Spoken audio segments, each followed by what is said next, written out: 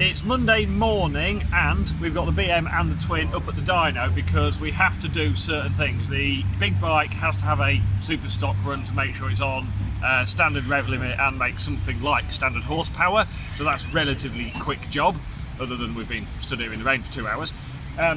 Then the twin, we have to have a rev limiter check.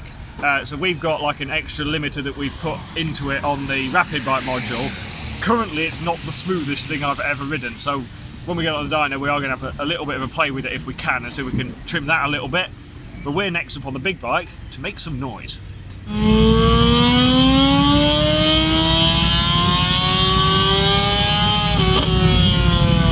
even in an enclosed room, it's quite noisy.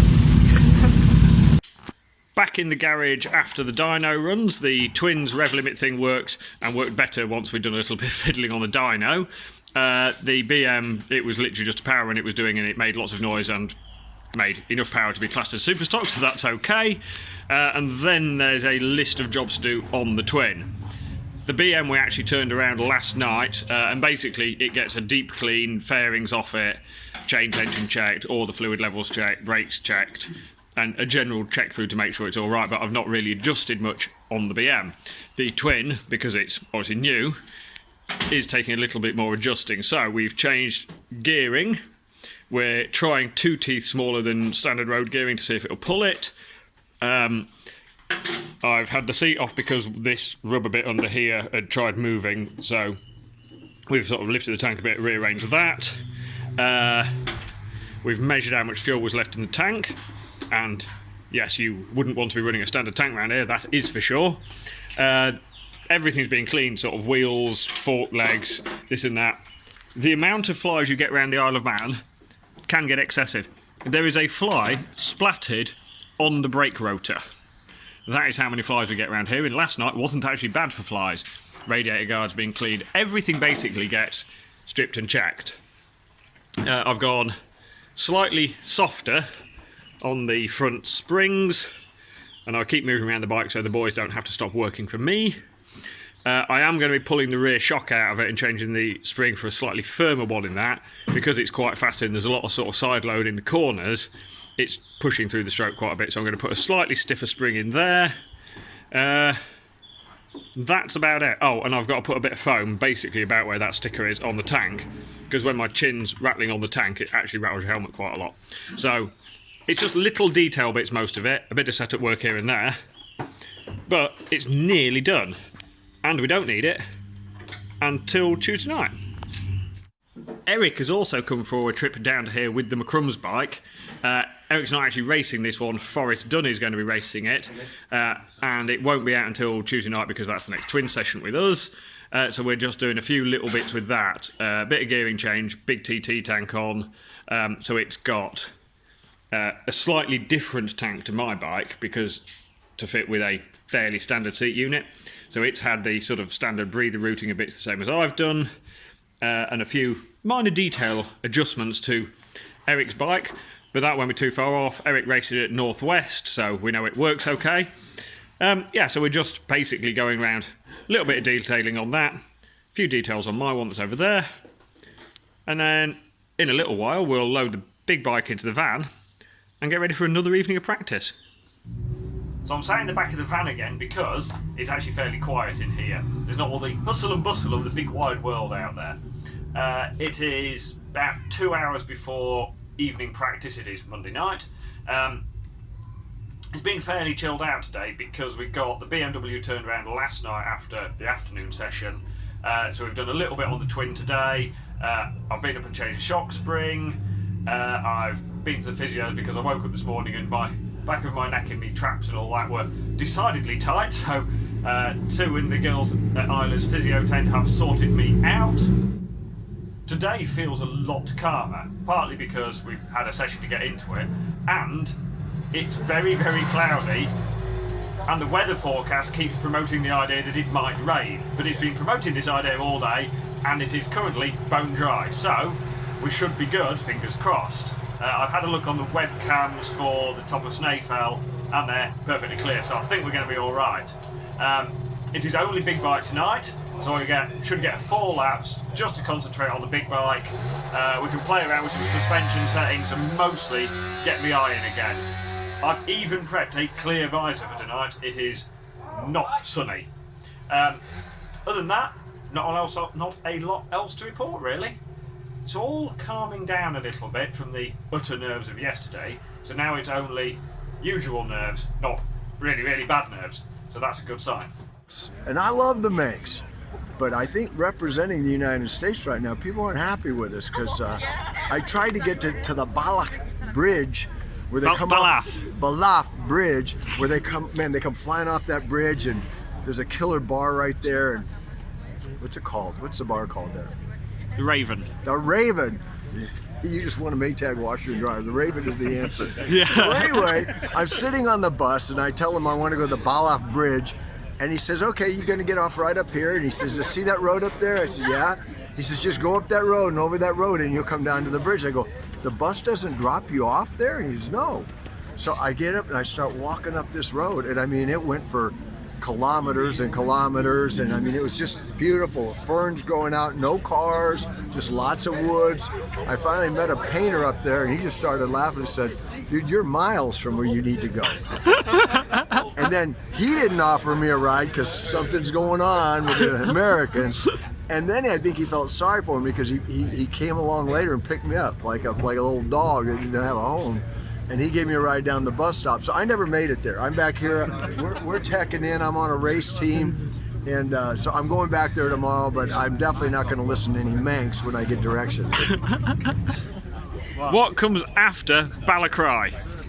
Another bit of the road. Come on guys, you can do better than that. Hang on, I've just got a text message.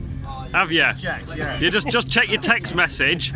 So what's after Balacry? Hang on. Rob knows, doesn't he? Rob even knows what Chad calls it. Angry Beaver. He does. Angry Beaver. Because it used to have a sign that... Exactly. Hang on, that's Balacrane. Yeah, it's not there. It's further on than that. Is it further on? It is. Right, so I'm going the right way then.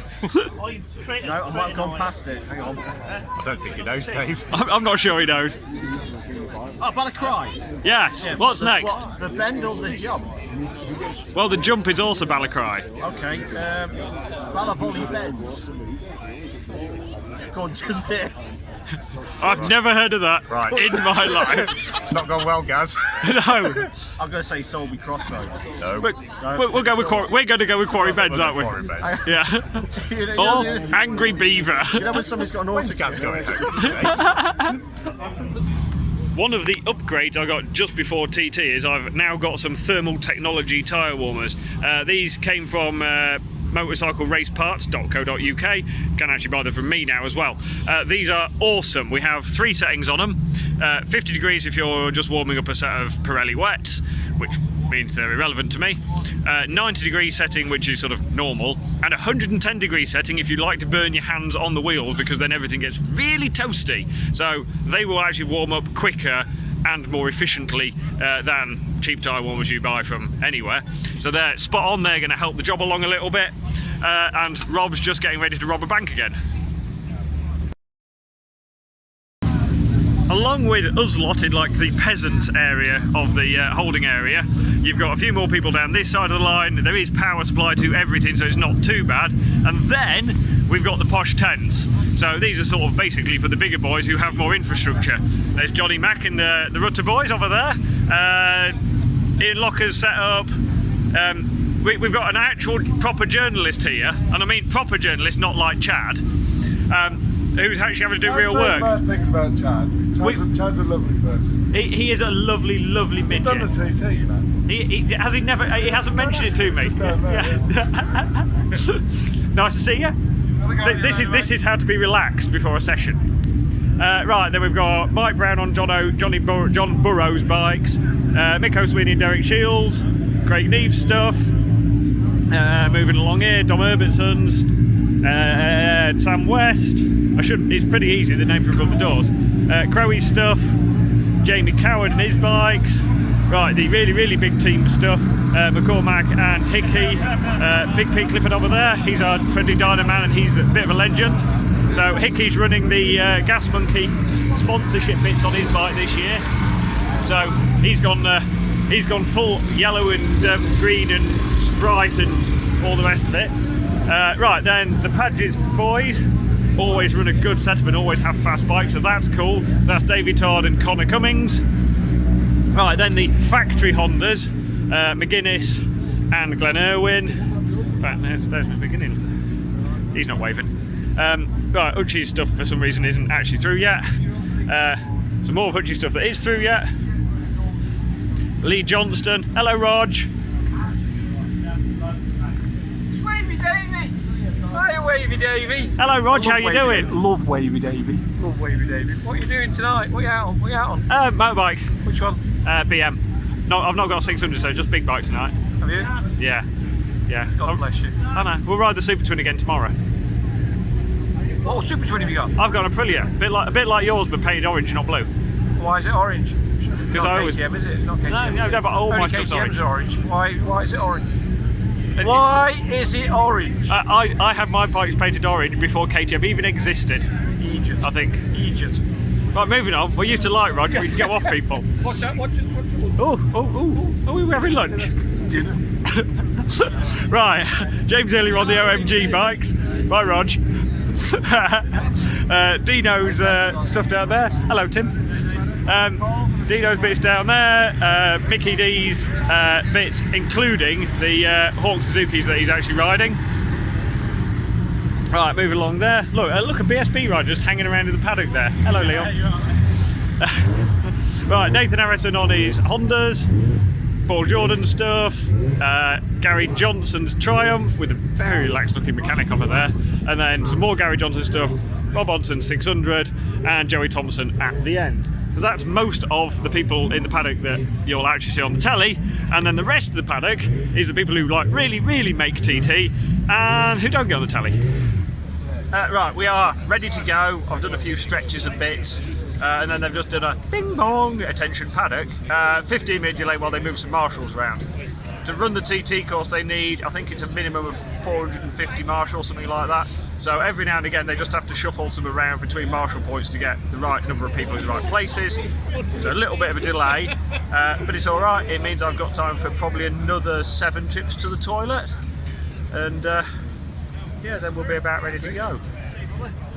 Is it somewhat calmer being that side of the fence? I mean, that side of the fence, literally. Yes, a lot calmer, yes. Is it anywhere near as much fun?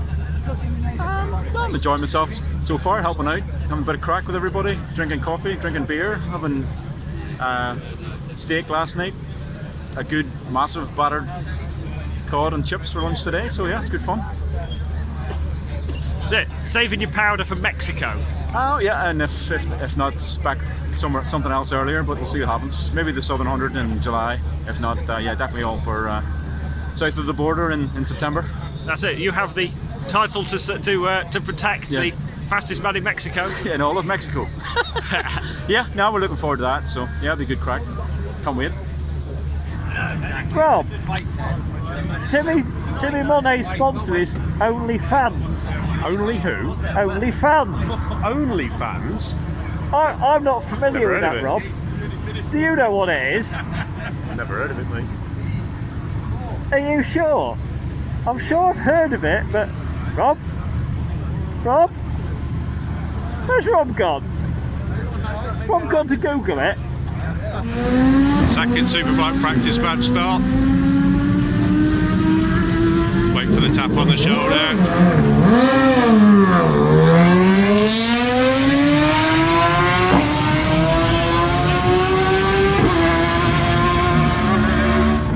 Dave signal through Cronk-Ramona again on the first lap. Expecting a straight through, leaning well.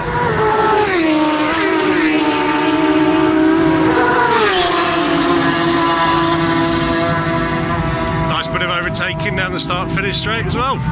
Lovely jubbly.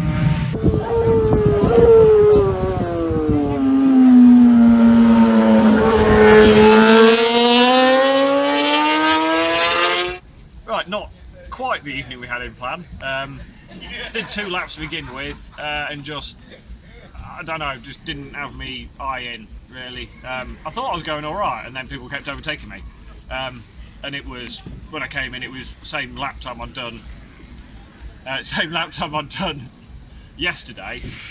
But to be fair, like the second lap, I was sat behind a newbie lad, and I didn't want to force a move on him, and I was sat behind him for too long. So I was almost a bit annoyed with myself the first couple of laps because I didn't feel I went quick enough. But then we had a bit of a chill out because of the late start. We only had time for one more lap, so chilled out, put a clear visor on, and that was better because I could see more. And that lap felt better, but then I went through the 11th and there was waved yellows, and I think, well, somebody was off. I won't say in case I get it wrong. And then of course you have to slow right down for the yellows in a fast section. So I thought, well, this lap time won't be anything, and that chilled you out. And so then I just started riding around enjoying the circuit, and I just got to the end of, I'd gone end of Sulby, Ginger Hall, and just started going through the bumpy section. Dyno had just come past me, and then we got red flagged for an incident. So we sat down for a bit, and the lovely people at the house we stopped at gave us biscuits and drinks and all that sort of stuff, so we were well looked after. But hopefully the people who've fallen off are okay. Just a slightly disappointing into the evening. So I'm tucked up in my bed at the end of a relatively long day. And I thought, I'm just going to reflect on the oddity of a red flag round the Isle of Man. So obviously they only red flag it if something fairly major's gone on. The thing that red flagged it tonight was actually that they needed to get a fire engine to an incident to put the scenery out, not actually to deal with the rider injury, so that's a good thing. But you go from going flat out at 160 mile an hour between people's villages and stone walls and trees and stuff, and then you see the red flags, and you roll off, get yourself nice and slow, and obviously if you're on a short circuit, what you do is you ride around to the pits and you ride in and you take your helmet off and you're back in your paddock. But they don't do that on the Isle of Man. You stop at the next sort of marshal sector point. So we got red flagged and pulled in at Lazaire, which is a couple of miles before Ramsey. So you've gone from going absolutely flat out to riding slowly to pulling in. It doesn't matter where the incident is on the course, the red flag covers the whole course. So even if the red flag is at the first corner, the incident, and you're at the last corner, you still have to stop. And that way, they know the whole course has stopped and they only have to deal with one incident. What they don't want is two incidents happening and having to deal with twice as much stuff, and that's never going to be good. So you stop, and you have no idea whether the incident is 100 metres in front of you or 30 miles behind you, which is a bit strange. And then the next oddity is you pull up, and tonight I pulled up with, it was me, Dean Harrison, Gary Johnson and Mark Perslow. So we all pull over. Nobody takes their helmets off because you're going to be a while. And the marshals asked us if we needed a drink or anything, and Dino wanted a snack if there was any food because he was hungry. So the next thing is we're eating shortbread biscuit and drinking bottles of water. Then the people in the house ask us if we want any refreshments, and Dean was quite keen on a cup of tea. So the next thing is there's teas and coffees being handed around and more biscuits, and you sort of stand around drinking tea, or squash in my case, eating biscuits, and somewhere around the course something terrible is going on and somebody's having to deal with it, but it's not us. So we sort of stand around and chat and maybe sign the odd autograph for a marshal or spectators if they're around, and then eventually, when the course is sort of clearing, they send the travelling marshals round. So the first travelling marshal comes past us with 30 or 40 bikes behind him. We tag on to the end, and then we'll ride round the rest of the course and back into the pits. It's a bit odd because you ride around relatively quickly behind the travelling marshal because they're not messing around. I clocked 140 mile an hour up towards Guthrie's, which is not hanging around, but it feels slow because it's not race pace. Yeah, and you come back into paddock, and realistically, once you get into paddock, your crew are happy to see you. I'd actually phoned mine up and told them I was okay, and the other lads at my marshal post. So, sort of word spreads that who's okay. So that's always a nice thing. But obviously, there's always a downer in the paddock because you know something has happened to somebody, and we all sort of know each other, and so in effect, you know, one of your friends is on the floor somewhere and it's not going well. Yeah, so it's a downer to finish the day.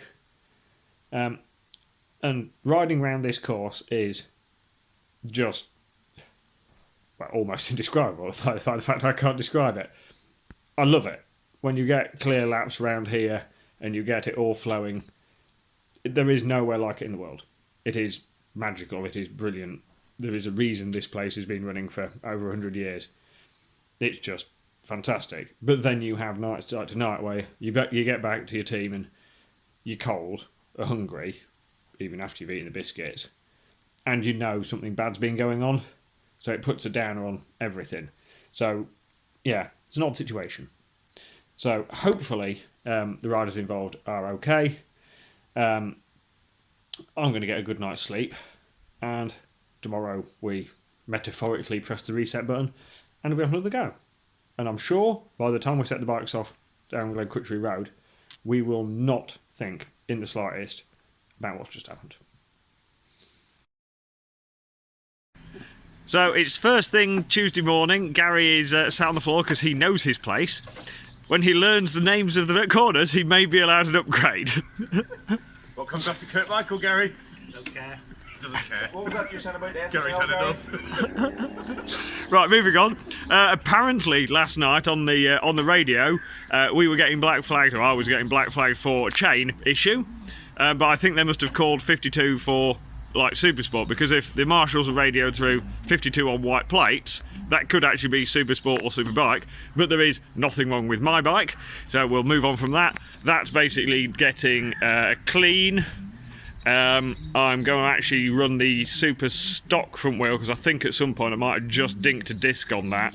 So every now and again you just get a little judder through the brake, so I'm going to change the front wheel. Twin is basically done. I've just put the shock in it with a stiffer spring. So we've got a stiffer spring in the shock. I've gone slightly softer on the fork springs. Rob's putting petrol in it. And then I'm going to put a little piece of foam on the tank so that my chin doesn't rattle on the tank so much. Moving down this way, Eric's bike, we're just going to put a fresh chain on it, and then he's going to put bodywork on it, and that's basically ready for Forest to ride around on tonight. And that's it. We are making progress. And this evening, I've decided I'm going to go faster. What I'm doing at the moment is I'm going to work out on the Twin where I need to put a piece of rubber on the tank. Because at the moment, when I'm down the straight, my helmet is doing this. The front of my helmet's hitting the tank, and you get, you know, over the bumps, especially somewhere down Sulby Straight, it rattles your helmet quite a lot. So what I'm going to do is I'm going to sort of make a ring of foam so that my helmet rests on the ring of foam, not straight onto the tank. So it's another one of those things that might not look that pretty, but it's functional. Twin is ready to go with my new sort of chin donut thing attached to it. So that's had that done. I'm trying a 41 rear sprocket, and I've changed the spring rates, harder in the rear, softer in the front, and hopefully that will go well. Realistically, what I actually need on that is just to pull my finger out and run some corner speed. So Eric's McCrum's Motorcycles 660 is also ready to go back up to the paddock. It's the first time it's been sort of seen in public with its big fuel tank on. That is pretty much the same as my tank, except mine goes under the seat and this one doesn't, so it works with the standard sort of seat unit near enough. So Forest is going to be riding around on that today. Forest done, so he'll undoubtedly come back, try and break it, and complain about something, because that's what riders do. This is therapy dog Nell. So I'm in with the physios because my neck's a little bit achy. So the lovely girls down here are going to give me a nice neck rub and probably take me up and something. But it's also lovely. You get to come in and play with Nell a little bit, who is the calmest dog ever and is great therapy for just chilling you out for a couple of minutes. Isn't that right, Nell? TT brings the best characters out. This is Connie, and he is wearing a rather dapper pair of GSXR 1100 leathers, I think. How long have you been coming to TT? That's my 33rd year. That's pretty good going. And I will never stop. Good, that is good to hear. You have lots and lots of bits hanging off. So what, your first year was 88? 88. That's pretty good going. And you still love it? No, I don't love it. I'm dedicated to it. Right, tonight is 2 laps on the big bike and 2 laps on the twin is the plan, because it's split session. I need to go a little bit faster on the BM, but the way to do that round here is to be relaxed and happy. So I am chilling. Something like that. Yeah, just kicking my heels a little bit, not getting too stressed about it all. If my lap times aren't quick enough, they're not quick enough. That is not a concern. I will ride as fast as I'm comfortable doing, and I'll just basically go out and enjoy myself. And it tends to work around here. When you're enjoying yourself, you're relaxed and you're fast. So that's the plan. Then go out on the twin, different gearing, different suspension, just see if it works really. It should be good fun around here. The weather is hopefully going to be lovely and sunny this evening, so we'll go around and enjoy the nice countryside. What's the most important thing if you get red flagged somewhere? What's the thing you look for? The best place to stop for a cup of tea and a biscuit. We did get good biscuits last night. That's the main thing. As long as the ride is okay, that's the main thing. Yeah, well, yeah, and secondary to that. Apart from that, you try and stop somewhere where there might be a kettle. Yeah. Good luck, Dyno. Cheers, mate.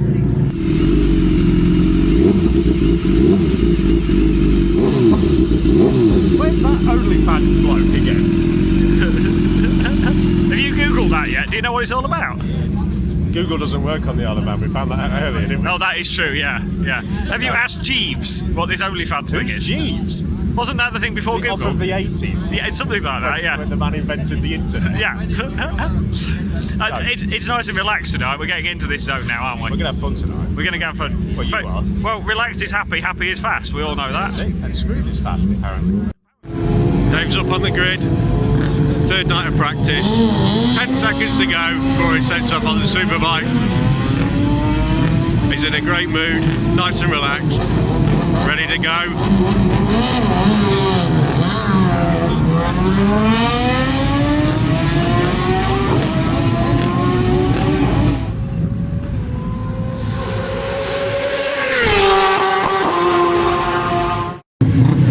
Here comes Dave.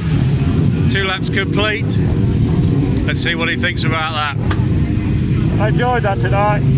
Just felt a bit more on it. Had a bit of a flow. Wasn't rushing, just enjoying it. That was good fun, that was.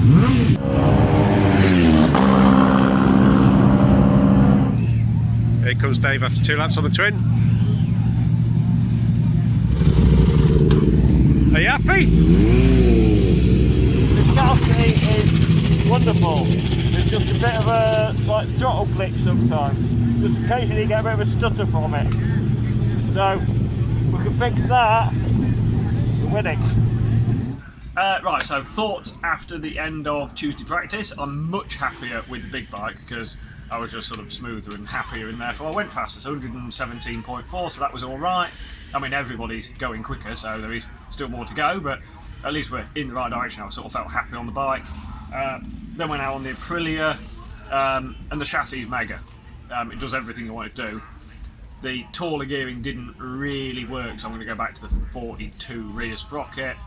And there's just a little stutter on the throttle sometimes, and apparently it's something to do with the gyro mounting or something. It wobbles around. So I need to sort that out. And I pulled in at the first lap, tail end of the first lap. I actually pulled over at Governor's, get right out of the way of the track and turned it off and reset it, in the hope that I'd then get a clear second lap and it would sort itself out. Didn't quite work, and then I got caught up in some yellows through Lower Bank again, so hopefully whoever's down there is okay. And so my lap time should have been about 107 mile an hour, but it was like 103, 105. But such is life. But the bike's great, we just need to detail a couple of little bits. So back in the workshop tomorrow to sort some bits out, but it is mostly thumbs up. Thanks for watching, and join us again soon for some more TT 2022.